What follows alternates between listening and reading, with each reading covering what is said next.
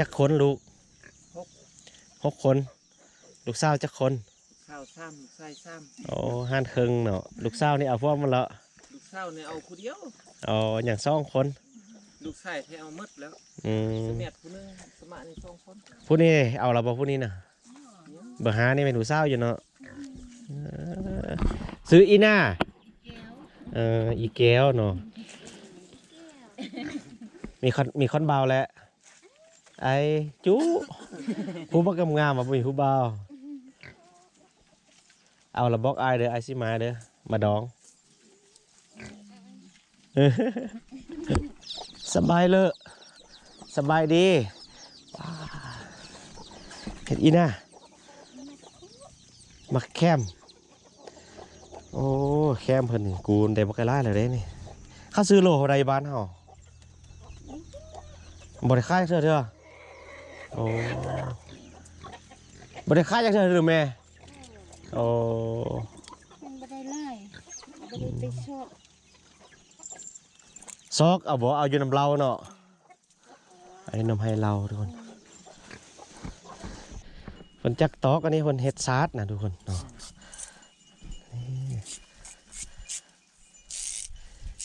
ไปเอาอยู่แถวใดอันเนี่ยไว้ลุมพุ่นเนาะการตรงจิกเนาะเงาดีคักเอามาพาแล้วก็คุดในมันออกเนาะแล้วเอาไปตากแดดบ่นี่ดิทุกคนมันพามันเอาไซส์มันออกมาแล้วเนาะนี่ตัวนี้มันจะเป็นพื้นมันเป็นเนื้อมันอะไรนะมันจะบอกมันจะเอาแต่ติวมันเนาะนี่แล้วมันก็ไปซ่านซัดคือมือเซาเลยทุกคน EP พันมาไปเบิ้งให้ทุกคนในเบิ้งเขาจะซ่านอย่างมือเซาเลยเนาะคันใดคันหนึ่งสบายดีสบายดีเอาจ้องโอ้ยังครบคือเก่านะไม่จ้องก็ได้เนาะแข็งแห้งเนาะวันได้ไปยังบ่ได้อยู่บ้านมาอยู่สนามแต่ซื้อเนาะ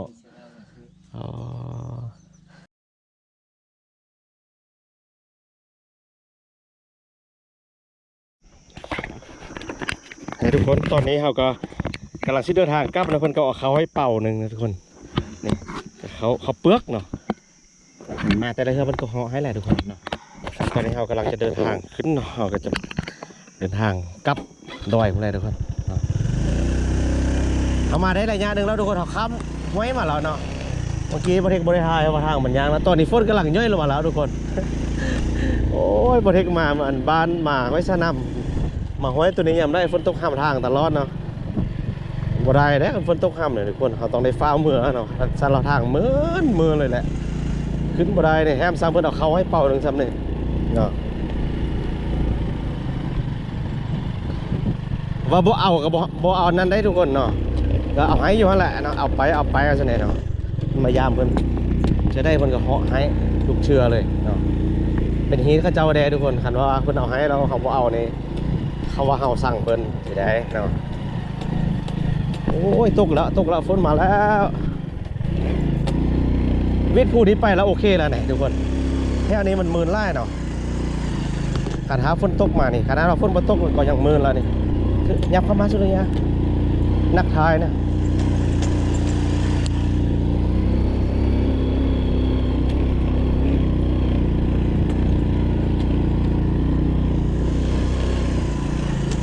ฝนตกเดือนซ่องทุกคนเนาะฝนทำดอกบักมีบักม่วงเราเขาเอิญนะผู้เฒ่าผู้แก่เพิ่นว่าซ่องมือก่อนหน้านั้นก็ตกบักแห้งๆได้เนาะแต่ว่าบ้าไปมื้อนึงเนาะแต่ว่าเดี๋ยวนี้ตกอีกแล้วเนี่ยหยิบขึ้นไปเนาะเพราะว่าทางมันยากก็จะแนวนี้แหละทุกคนเวลาเขาลงมาก็ลงอย่างเดียวมันก็ขึ้นอย่างเดียวเนาะเล็กหนึ่งเล็กสองเล็กหนึ่งเล็กสองเนาะ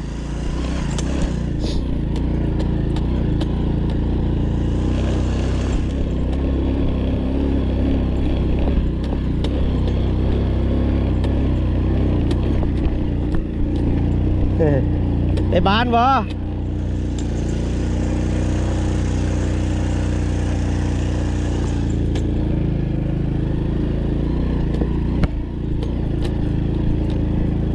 างเป็นห้องเนาะฝนตกเสาะแล้วมันก็เป็นห้องนะ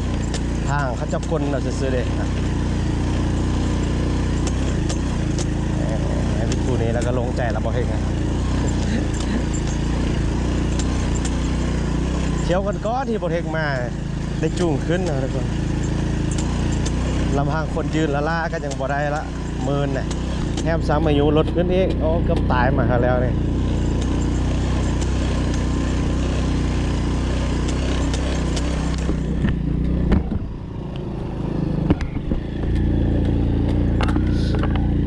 คือว่าวิทย์ผู้นี้แล้วคือว่าโล่งใจละบอเทคนี่พอยากๆแท้ๆก็อยู่แถวนี้แหละเนาะขันข้างใกล้แถวนี้ไปแล้วก็โอเคแล้วค่อนข้าง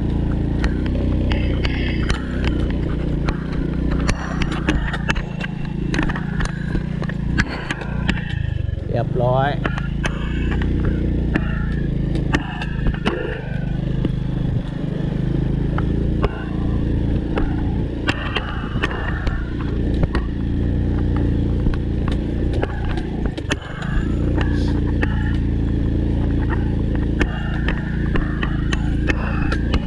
จะเป็นทางที่ว่ามาแต่บ้านสมานะทุกคน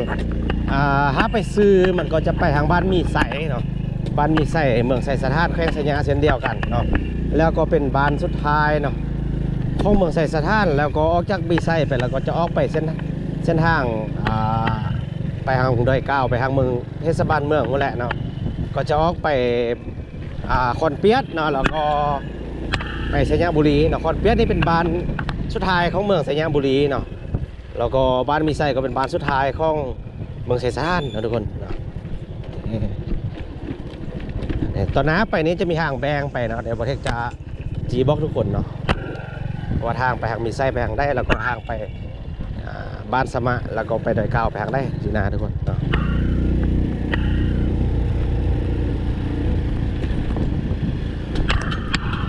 ก็อย่างอีกหน่อยหนึ่งนะทุกคนก็จะฮอดทางแบงละ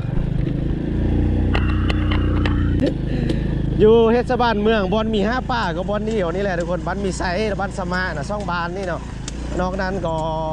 บ่มีป่าเนาะคืออยู่น้ำกูดอยู่ในแถวเทศบาลเมืองนี่ก็มีห้วยอยู่แต่ว่าบ่มีโตเนาะมีน้ำธรรมชาตินี่นะแต่ว่าป่าบ่มีเนาะก็เลยว่าประเทศก็เลยเบ็ดมาแต่ทางนี้เนาะแล้วก็มาลื้อมาเคยเขาเจ้าแดนเนาะก่อนหน้านั้นก่อนประเทศที่จะมาลื้อมาเคยเขาเจ้าอยู่นี่ก็ประเทศลงเวียกนะทุกคนนะลงมากวดปลาเนาะกวดให้นอกแผ่นวาดสินะเขาจะทางปลาแกสิประเทศลงมากวดแล้วอันนี้ห้องในบ้านเพิ่นอยู่นี้ผู้หนึ่งเนาะห้องในบ้านสมัครนี่นะเพิ่นก็ลื้อเคยกันแล้วก็ลื้อแกนกันเราเป็นอ้ายเป็นน้องกันสินะทุกคนเราก็ไปมาห้าสู้เนาะมีอย่างเขาก็มาสู้เพิ่นแล้วเวลาเขาสิกลับสิเพิ่นก็เอาสู้เขาคือกันได้ตัวอย่างคือมื้อนี้สิเพิ่นอัดคอนให้มันก็บ่เอาจักโตเลยได้เนาะเพิ่นจะเอาให้เฮาเนาะบ่ให้เคยห้ามได้ว่าเป็นยังคนบ่เอาจักโตเวลาอัดคอนเก็บป่าแล้วเราสินะถ้าเจ้าว่าอยู่นี้ทุกมื้อเนาะกินทุกมื้อย่างมื้อได้ก็ลงน้ำ5สินะคือบ่เฮ็ดมาสิดนๆมาเทื่อนึงสิได้มาเราได้จักโตเพิ่นก็เอาใส่ถุงย่างให้หมดเลยได้เนาะทุกคน แล้วแค่ซ้ำเพิ่นก็เอาเขามาให้กินเนาะเขาเปลือกมาให้เฮากลับบ้านอีกเนาะอยู่แถวๆนี้แถวห้วยสรุ่นจะปลูกข้าวงามทุกคนเนาะเฮ็ดให้เขางามต่างจากแถวบ้านดอยก่าวแถวกุเลินใกล้เทศบาลเมืองนี่ปลูกข้าวบ่งามนะมันเป็นดินสูงแดดเนาะทุกคนแต่ว่าแถวๆนี้มันติดกับเขตทงซ่าแล้วก็ติดกับเขตไสยะทุกคนมันดินมันก็จักไปทางบ้านเฮาแล้วในอากาศมันก็ร้อนแดดเนาะแถวนี้นะปลูกเขาก็ได้งามเนาะแล้วเขาเจ้าก็ได้เขาไล่เนาะ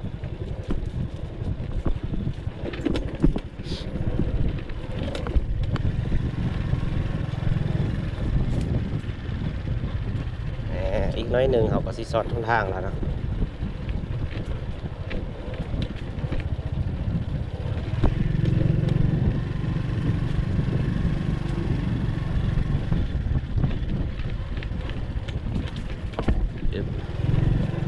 แถวนี้ก็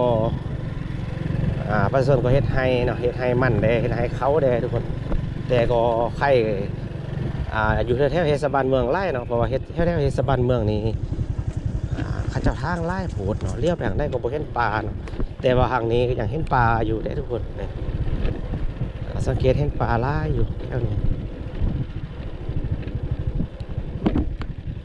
บ่เห็นมาดุเนาะแถวนี้นะปีนี้บ่ได้มาแล้วแต่บ่ได้มาแวะเส้นนี้สิบ่เห็นมาลงมายิงนกทุกคน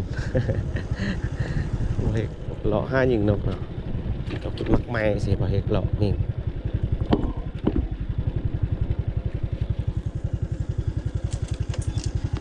ทางก็จะเป็นทางขี้มิ้นเนาะก็จะยากนี่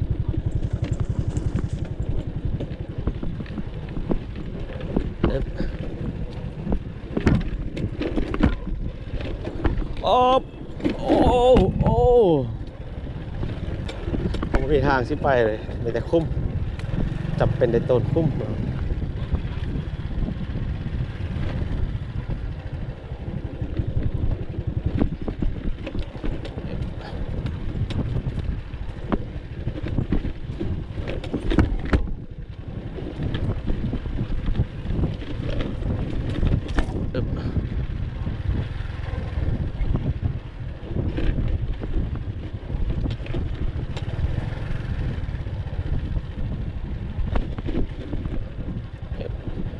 ทุกคนแล้วก็เดินทางเอามาฮอตซ้ำแยกเนาะนี่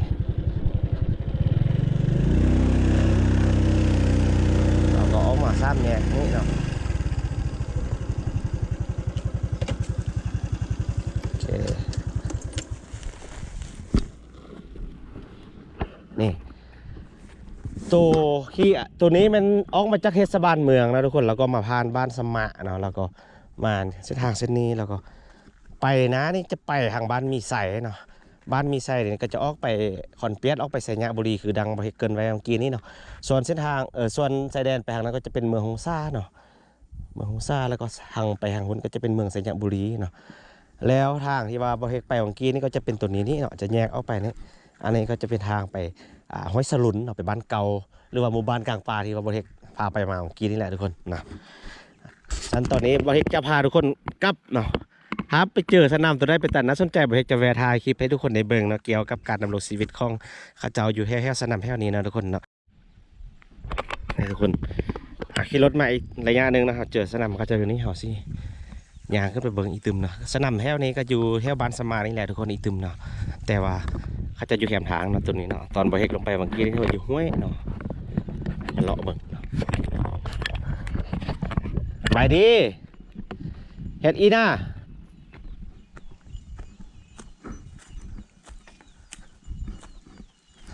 โอ้ฝนจักอันนั้นใส่ได้อยู่เด้อใส่ได้โอ้ซากแบตฝนจักตอกอันนี้ฝนเฮ็ดซาร์ดนะทุกคนเนาะ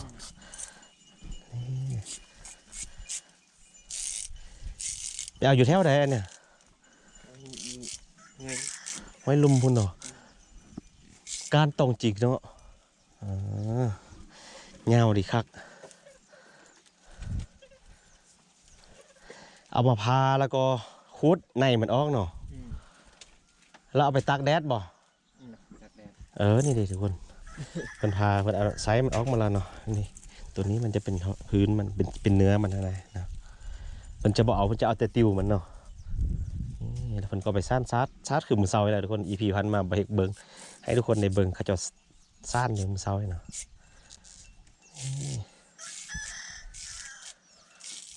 ตองมันก็เอาได้เนาะบางคนเนาะเขาเจ้าก็เอาไม้เฮ็ดแล้วก็เอาไม้เฮ็ดอันมุ้งนี่นะเอามาวางใส่กันไล่ใบแล้วก็เอาไปตอกมัดโคมกันไว้เอามามุงเที่ยงนาเที่ยงให้ช่วงนี้เวลาว่างก็เนาะทางให้แล้วมันบ่ทางไก่บ่ปีเนี่ยทางไล่บ่บริหารปลาแกตีแกอยู่เนาะ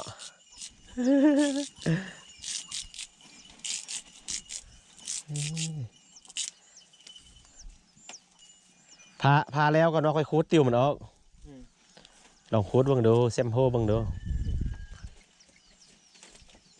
สร้างให้เมียเฮ็ดเอา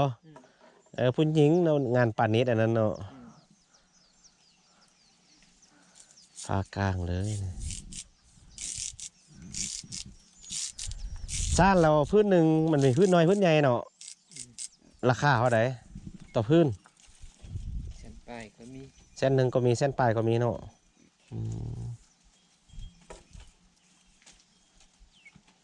นี่เป็นเห็ดซาดนะทุกคนใส่สนามเจ้าลังไหนลังนี้ว้าอยู่ไปละตีลังเนี่ยอยู่ไปลังนี้ตีไปทุกคนทำเป็นเลาะเบิ้งเบิ้งนึงเนาะไม่เคยพาคนไปเบิ้งมาได้สนามลังนั้นเนาะอยู่รวมกันซ่องครอบครัวปีนหน้าผานี่ขึ้นไปแล้วก็ไปตั้งย้อนซ่องลังเนาะข้าเจ้ายังอยู่บนเก่าอยู่เด้นะนั่นคันมือนะบ่เห็นพาคนไปเบิ่งเนาะข้าเจ้ายังอยู่อยู่เนาะ มื้อนี้ยานฝนตกห่ำแท้หาสิเลาะอยู่นี้บ่นึงนะฮอดสิเมื่อเนาะดอกอันนั้นบ่มีต้นน้อยเด้อขึ้นเอามากินได้ก็เราเป็นกินได้เนาะนึงว่านดีทุกคนดอกอีสังก็ดอกเสียวบ่เขาว่าน่ะโอ้อันนี้หงซี่เข้าเนี่ยเป็นหงซี่เข้าอันนี้เนาะคันใดคันหนึ่งสบายดีสบายดีเอาจ้องโอ้ยังครบคือเก่านะไม่จ้องก็ได้เนาะแข็งแห้งเนาะบ่ได้ไปยังบ่ได้อยู่บ้านมาอยู่สนามแต่ซื้อเนาะอ๋อแห้งๆคือเก่าเด้ มาเลาะลงมาเลาะลุกไปห้อยสลุนมาหน้าวเหรอดังไฟก่อมักไงอ๋อกินข้าวสวยกับยัง โอ้ยครัวยังละครัวแต่มักเวอร์ กินข้าวกับมักเวอร์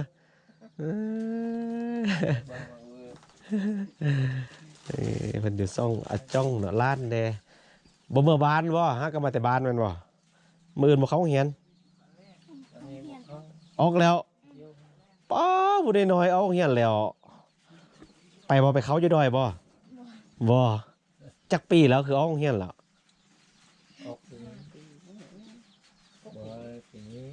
บ่ว่า5-6 ปี9 ปี10 ปีละติ10 ปลายปีแล้วเนาะเลาะบางก่อนเลาะบางสดกาแฟเพิ่นนี่ก่อนดูมาเลาะทายสดกาแฟก่อนไปทุกคน เป็นอยู่สนามไหนแถวนี้มีสดกาแฟได้ดอกเสียวไอ้ทุกคนบานบักหลายๆหนึ่งเสียวปลาเนาะแซ่บได้เนาะนึ่งนี่บ้านเนาะรสชาติบ้านเคยเอาไปนึ่งกินได้นี่นะเอาไปซุปก็แซ่บนี่นึ่งกับของกินก็แซ่บนี่ดอกนี่ดอกเสียวเนาะช่วงนี้เป็นดอกไล่นะอยู่ป่านี่เลี้ยวเห็นแต่ดอกอันนี้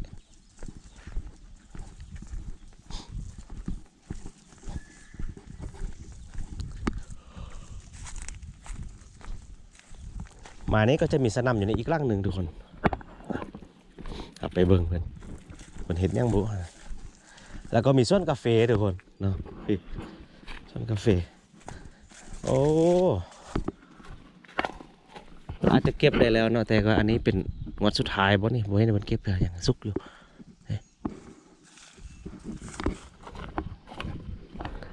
คนบ่เฮ็ดไร่ทุกคนเห็นบริเวณนี้น้อยนึงเนาะ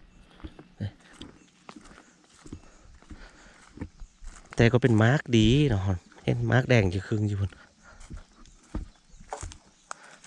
พันธุ์อาราบิก้าทุกคนไปปลูกกาแฟ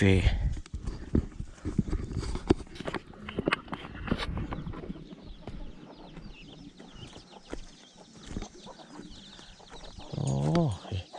เขาเป็ดเขาไก่บนมะกะไล่หนึ่งทุกคนโอ้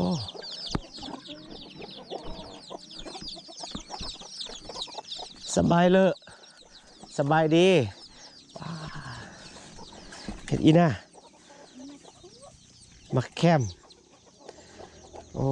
แคมเพิ่นนี่กูได้บักไก่ไล่แล้วเด้นี่เขาซื้อโลเท่าใดบ้านเฮาบ่ได้ขายเสื้อโอ้บ่ได้ขายจักเทื่อหรือแม่โอ้มันบ่ได้ไล่บ่ได้ไปชอบ ซอกเอาบ่เอาอยู่น้ำเล่าเนาะ ไอ้นมให้เราทุกคนกาแฟนี่เก็บจากเทือละปีเนี่ยหือเก็บจากเทือแล้วปีเนี่ยได้ค่ายจากเทือแล้วเก็บ4 ปีแล้วกาแฟทุกคนเขาซื้อโลเท่าไหร่กาแฟน่ะ40,000โอ้40,000 40,000กิฟต์ทุกคนนี่โอ้แถวนี้ก็ปลูกไปได้แล้วเนาะปลูกไล่ๆรถกาแฟนี่โอ้เห็นหน้ากันอีกแล้วเป็นแสดงอยู่ดีมีแฮงห่างหายแล้วละห่างแค่ได้ปีเนี่ยเทิงคนโมเมนต์แค่ไปห่างไว้สักรุ่นนี้วะเวลาไปก็ไปห่างนี้เนาะ ไอ เป็นไออ๋อเป็นอีนะเป็นไอเจ็บ คอ เจ็บคอกินแล้วไล่พดตี ลายก็บ่ลาย น้อยก็บ่น้อยเนาะ น้อยก็บ่น้อยดำพอดี โอ้ฝนย่อยแล้วฝนอีหำหัวแล้วนี่เก็บจะเคือแล้วจะหอบแล้วปีเนี่ย ปีนี้3 ฮอต 3 หอบแล้วโอ้ยมันหมดแล้วโอ้เนาะ หมดแล้ว กำลังสิเริ่มดอกใหม่ทุกคนตัวเก่านี่มันเก็บ3 หอบแล้วปีนี้เนี่ยต้นนั้นยังมักละลายอยู่เนาะยังแดงๆอยู่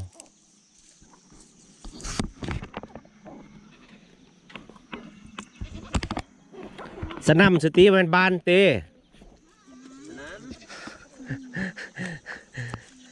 นั้น เดินเมื่อให้นึงนะเมื่อบานเนาะ จัก โอ้เมื่อตลอดโอ้ เมื่อตลอดนอนที่ก็นอนตลอดคือกันเนาะ นอนตลอดมันเทื่อกับลูกเคยมานอนพี่ นอนพุทธ ได้เพิ่มอีกจักคนละลูกเคยน่ะ ผู้นึง พวกนี้ให้พวกเก่าแล้วคนมาหาแล้วเดี๋ยวก็เห็นแล้วเออจักคนลูก6 คนลูกสาวจักคน ข้าวซ้ำใส่ซ้ โอ้ห้านเคิงเนาะลูกสาวนี่เอาพวกมันละ ำลูกสาวเนี่ยเอาผู้เดียว อ๋ออย่าง2 คน ลูกชายแท้เอาหมดแล้ว สมัยผู้นึงสมัยนี่2 คน ผู้นี้เอาเราบอกผู้นี้น่ะเบอร์5นี่เป็นลูกสาวอยู่เนาะซื้ออีน่าอีแก้วเนาะมีคอนเบาแล้วไอ้จู้ผู้บักงามมาผู้มีผู้เบาเอาละบอกไอเด้อไอซิมาเด้อมาดองได้ลูกแล้วเจ้าน่ะเห็ดบ่เป็นก็บ่ได้แล้วโอ้เป็นยังให้อยู่ซะน่ะบ่ได้เป็นยังเตเสร็จน้ำตาอยู่กันดอกในคอนมอนเบอร์ซีน่ะซื้อหยังแง้มบ่เมื่อบานว่าเงี้ยมันแล้วมันบ่ จบแล้ว 3 เศร้ายังต่ำอยู่บ่เขาดิหกต่ำเขานี่ยังต่ำอยู่บ่เฮ็ดซะได้สิเอาดอกเสียวได้สูงแท้ต้นต่ำบ่มีเนาะยากโอ้มันเนื้อแซ่บนะดอกแค้มทุกคนอยู่บ้านสมะบ่ฮู้ว่าเพิ่นซื้อโลเท่าใดอยู่บ้านอื่นซื้อโล10 ปลายพันก็ 14 ปีอยู่บ้านเนี่ย อยู่บ้านจุเจ้าก็14เนาะ14,000ดอกแค้ม นี่ที่มีใส่นี่16 มีใส่16ว่ะดอย9ยัน17อยู่